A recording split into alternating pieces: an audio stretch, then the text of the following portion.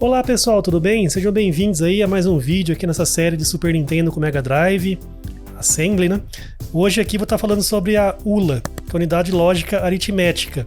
Estou vindo aí numa série de vídeos falando sobre a CPU, então esse aqui é uma parte importante, porque a ALU, né, ou a ULA em português, é o componente ali da CPU que faz as contas, né? Então aqui nessa figura aqui eu coloquei algumas coisas que a ALU faz, né? Por exemplo, operações aritméticas com inteiros, tipo soma, subtração, essas coisas, né? Geralmente quando é ponto flutuante, que é números quebrados, né? Aí geralmente é em outro lugar, outra parte da CPU ou outro chip, dependendo da arquitetura ali, né? Operações lógicas binárias, tipo AND, OR, XOR, NOT, tudo isso aí é a ALU que faz, né? Operações de deslocamento, Shift e Rotate. Lembra, Shift você faz um Shift para a esquerda ou para a direita e o bit que sai é descartado, né? E entra um zero do outro lado. Mas no Rotate não, o bit que sai entra do outro lado, né? Então ele faz uma rotação, né? Então, tudo isso aqui é a ALU que faz. Só que antes de entrar na ALU, de fato, né? Vou falar um pouco sobre somador. O que é um somador, né? É um componentezinho aqui, onde a gente entra aqui com dois números. No caso aqui, por exemplo, 16 bits, né? Esse Azinho aqui é um barramentinho com 16 fios. E o B também, né? Aí a soma aqui pode ser ou 16 ou 32 bits, né? Dependendo do componente, né? Então nos vídeos futuros, quando eu for explicar a parte mais da CPU, como ela funciona, eu vou usar esse somador aqui, né? E como que funciona internamente um somador? Isso aqui ó, é um somador de 2 bits. A gente tem aqui A e B são bits. Imagine dois fiozinhos ali. Eu quero somar esses dois fios. Então 0 com 0 vai ter que dar 0, né? 1 com 0, o 0 com 1 tem que dar 1. E 1 com 1 tem que dar 0 e tem que passar 1 pra frente, né? Que nem a soma que a gente faz na escola lá, né? Tipo 7 com 5 dá 12. Então a gente coloca 2 e vai 1, né? Esse vai 1 a gente chama de carry. Em assembly a gente sempre vai ver essa questão do carry. Então tem que estar ciente do que é isso aqui, né? Carry é quando você faz uma operação e o bit que sai ali, ou numa soma, assim, é o bit que é o vai 1, né? Ou num shift é o bit que sai ali, por exemplo, né? Pra esquerda, por exemplo. É esse carry aqui, né? Eu vou falar disso no futuro, melhor, né? Então essa porta lógica aqui é um XOR, isso aqui é um AND, né? Lembra do XOR? Se for 0 com 0 ou 1 com 1, o resultado é 0, né? Se for 1, 0 ou 0, 1, o resultado é 1, né? Então se for 0 com 0, a soma dá 0. Se for 1 com 0 ou 0 com 1, o XOR aqui vai resultar em 1, né? E se for 1 com 1, também dá 0. E o carry aqui embaixo? Como aqui é um AND, só vai ser 1 aqui no carry se ambos o A e o B forem 1, né? Então se for 1, 1, a soma é 0 e o carry é 1, né? Então sempre funciona. Então isso aqui é um somador simples de 2 bits. Aí se for 16 bits, é 16 vezes essas partinhas lógicas aí, né? Só que tá faltando aqui, né, no caso, quando a gente vai fazer um somador de verdade, que é esse somador full aqui, ó, tem que entrar um carry também, né, que é do bit anterior, né? Que nem lá, o 7 mais 5 é 2 e vai 1, né? Aí no próximo bit você tem que somar de novo os bits mais o carry que veio da casa anterior. Então tem que entrar um carry aqui também, né? Que é o carry in aqui, né? A gente vai ver no assembly depois, quando eu começar a explicar as instruções, que no Super Nintendo, por exemplo, o ED do Super Nintendo sempre leva em conta o carry. Mas eu vou explicar isso mais no futuro ainda, né? Mas nesse somador aqui, ó, tem os 2 bits igual ao anterior, né? Só que também tem um carry aqui, né? Então a gente vai somar 3 bits, na verdade, né? O A, o B e o carry in aqui, né? Se for tudo 0, tem que dar a soma aqui, tem que dar 0 e o carry out tem que dar 0 também, né? Se apenas um deles for 1, os outros dois 0, a soma tem que dar 1 e o carry out tem que dar 0, né? Se 2 deles forem 1, a soma tem que dar 0 e o carry tem que dar 1. E se os 3 forem 1, a soma tem que ser 1 e o carry out tem que ser 1 também. Em casa aí tenta fazer a ordem aí das portas lógicas, que você vai ver que sempre funciona, né? Então nesse somador aqui, ó, internamente tem 16 circuitinhos desse aqui, né? Para os 16 bits ali, né? E aqui ficou faltando também, né? Tem que ter mais um fiozinho aqui que é o carry out aqui, né? E o que é a ALU? A ALU é a mesma coisa que o somador, só que ela faz bem mais operações, né? Então vai entrar de novo 2 conjuntinhos de 16 bits, porque tanto o Mega Drive quanto o Super Nintendo, a ALU das CPUs são 16 bits. Então vai entrar 2 barramentinhos de 16 bits. O A e o B aqui que eu chamei aqui, né? Se for CPUs mais modernas, pode ter bem mais, né, que isso, né? Mas no Mega Drive e no Super Nintendo são sempre 16 bits.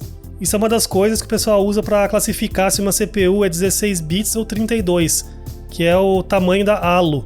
Se a ALU fizer operações só de 16 bits, aquela CPU é tida como 16 bits. No caso do 68000 do Mega Drive, ele tem características de 32 bits e características de 16 bits, né? A ALU é 16 bits, mas os registradores são 32, né?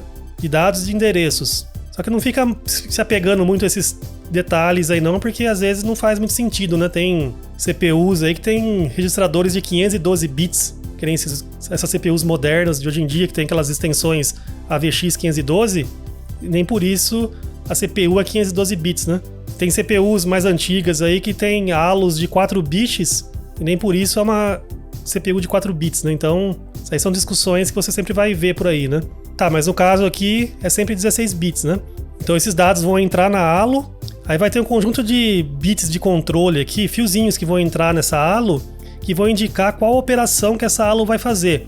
Se vai ser uma subtração, uma adição, um AND, um OR, um XOR, um shift, um rotate. Então esses pinos de controle aqui é que indicam. E da onde que vem esses pinos de controle? Vem, por exemplo, nessa figura aqui que eu já mostrei no passado, né? Por exemplo, isso aqui é um diagrama de blocos do 6502 do Nintendinho, né? É legal essa figura aqui porque ela mostra que o bloco de controle da CPU, que é o bloco que configura toda a CPU para executar a instrução. Aí essa parte aqui, ó, é a ALU. Aí tá vendo que tem aqui vários pinos aqui que entram, esse DAA, ADDC, tem uns aqui, ó, SUMS, AND-S, EOR-S, OR-S, SRS, tudo isso aqui tá saindo aqui do bloco de controle, tá vendo aqui, ó? AND-S, SUM-S, ou seja, baseado na instrução, por exemplo, chegou um AND, esse bloco de controle, quando a instrução chegar, né, ela vai pegar o opcode, ver que é um AND e vai configurar todos esses pinos aqui, né? Então provavelmente esse AND-S vai estar habilitado, né, para que a ALU passe a fazer um AND, né? Então é mais ou menos assim que funciona. Então aqui na ALU tem esses bits de controle, né? Aí de saída, a gente tem o carry. Se a gente fizer uma adição, por exemplo, 8 bits, vamos supor que seja 8 bits, né?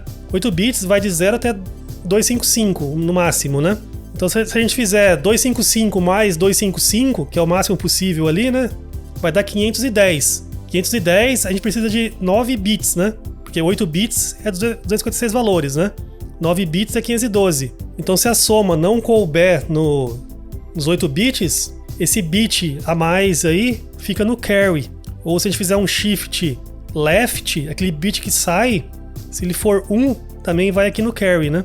Tem vários detalhes que eu vou explicar no futuro aí, quando a gente vê as instruções, né? A ALU também tem um pino que sai aqui que chama 0. Porque se o resultado da instrução der 0, esse bit aqui vai para 1. Por exemplo, o número que está aqui nesse A, vamos supor que é o número 20, e no B também é 20. Aí a operação da ALU é uma subtração. A gente vai fazer 20 menos 20. Vai dar 0 o resultado, né? Então esse 0 aqui, esse pino aqui vai para 1. Mesmo caso do overflow. Se essa instrução der overflow, esse pino também vai para 1. Eu vou explicar o overflow mais para frente. Aí esses pinos carry, 0 e overflow, a gente vinha aqui, ó, eles vão aqui para esse registrador de status, o status register. Tá vendo aqui que tem um Z aqui que é do 0, um C que é o do carry, aí tem outros aqui que eu vou explicar mais pra frente, né? Mas, por exemplo, se a operação da instrução der 0, esse pino aqui vai para 1. Mas por quê? Porque aí na próxima instrução, se essa instrução for um branch, que é pular para uma outra região, tipo um if, assim, né? A gente vai ver depois, né? Essa instrução vai usar esse bit aqui da status register para saber se ele tem que pular ou não. Então tem instruções assim, ó, pule se for 0. Então se o bit aqui na status register tiver com 1, aí ele vai pular, senão ele vai continuar na próxima instrução ali, né? Então tem todos esses detalhes aqui que a gente vai ver depois. Então a ALU funciona assim, é simples, né? Entra aqui os 16 bits, um par aqui, né? Sai o resultado da operação, mais esses pinos aqui que indicam algumas coisas, né? Dependendo da CPU tem mais ou menos saídas aí, né? Porque tem ALUs que são bem mais complexas, né? Fazem operações bem mais complexas, né? Então, mas aqui no Super Nintendo e no Mega Drive é mais ou menos isso aqui, né? Como eu já mostrei aqui, isso aqui é do Nintendinho, que segue mais ou menos como funciona no Super Nintendo. No 68000 tem essa cara aqui, né? A ALU é basicamente essa parte aqui, ó, Data Execution Unit aqui, e tem outras duas unidades aqui que não são halos, que são somadores que servem para fazer o cálculo dos endereços. Porque, por exemplo, tem instruções que assim, ó, soma uma coisa com outra coisa e o resultado guarda lá na memória em tal posição. Então a gente vai ter que somar essas duas coisas e depois fazer um cálculo do endereço final onde a gente vai colocar o resultado. Então, a soma dos dados ali é feito na halo. Só que a CPU aqui tem duas unidades que são tipo somadores que vão ser usados para calcular o endereço final de onde vai guardar os dados, né? E são 2 e 16 bits. Aí eles trabalham juntos para fazer uma operação de 32 bits, né? E a Motorola quis fazer assim porque, tendo essas duas unidades aqui, a instrução consegue fazer a soma dos dados e o cálculo do endereço no mesmo ciclo. Enquanto está fazendo a soma dos dados, também está calculando o endereço junto ali, né? Essa CPU aqui, a parte de cima aqui é a parte de microcódigo, né? Aqui é a parte de controle, aqui embaixo é a parte da halo e dos registradores, né? Os registradores ficam aqui no meio dessas unidades aqui, né? Dados e endereços aqui, né? Eu encontrei também aqui um diagrama de blocos do 65C816 do Super Nintendo. A gente vê aqui a halo, ó, 16 bits. O resultado também tem um barramento interno aqui de 16 bits, né? Apesar de o barramento do Super Nintendo ser 8 bits externo, né? Internamente, o barramento de dados é 16 bits, né?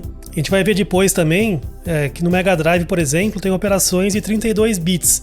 Como ele tem registradores de 32 bits, a gente consegue fazer somas de 32 bits, né? Ou outras operações, né? A gente vai ver que no Assembly a gente pode fazer assim, ó, add.b ou .w ou .l. B é 8 bits, W 16 bits e L 32 bits, né? Então se a gente fizer .l, né, fazer um add de dois registradores, por exemplo, 32 bits, ele vai somar os 32 bits de cada registrador, né? Só que a halo é apenas 16 bits. Então, internamente, a CPU quebra essa soma em mais de uma operação, né? Porque ele vai somar 16 bits por vez ali, né? Então, ele faz uma operação mais complexa e demora um pouco mais, né? Se for 8 ou 16, a operação ocorre numa passada só.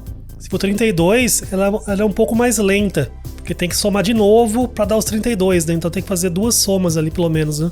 Mas eu vou explicar melhor isso no futuro, na parte do Assembly lá, né? E acessem também aí na descrição o link para o site aqui do canal, né? Vou deixar alguns links lá. Um deles é esse site aqui da Wikipedia, onde tem aqui umas conversas de umas pessoas aqui. Uma conversa bem interessante falando sobre a halo, né? Então tem vários detalhes que o pessoal fica colocando aqui. É bem legal, né? Para quem quiser saber um pouco mais, né? Se vocês estão gostando aí do canal, se inscrevam, cliquem no sininho aí. É importante para o canal crescer, beleza? Então por hoje é isso, né? Aí no próximo vídeo eu vou continuar essa parte aí de CPU. Porque tudo isso aqui vai ajudar bastante a entender as instruções depois e tal, né? Então vejo vocês aí no próximo vídeo. Abraço!